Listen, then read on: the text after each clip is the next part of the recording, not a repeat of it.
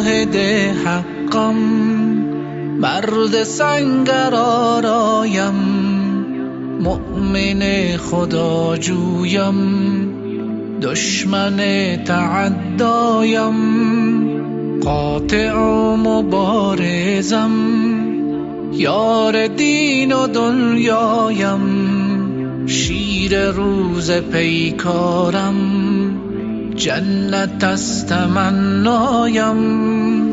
از فراز سنگرها شور آتشین دارم، در ره عدو دین هر کجا کمین دارم.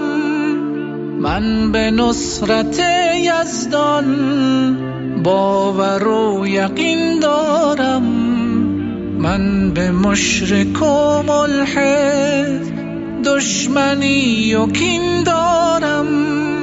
انقلاب من غوغا در همه وطن دارد، از هرات و بغداد تا غزه و یمن دارد.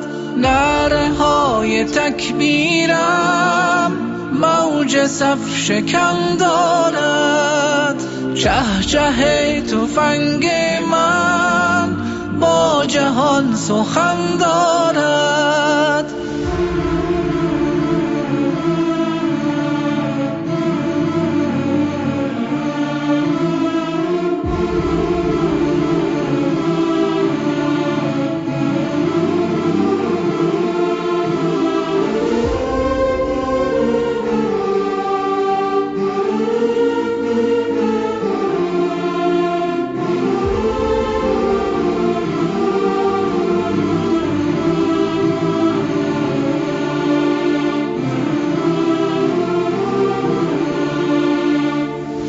که تو تفنگ من حجتم به میدان است، دفتر و کتاب من منطقی ز انسان است.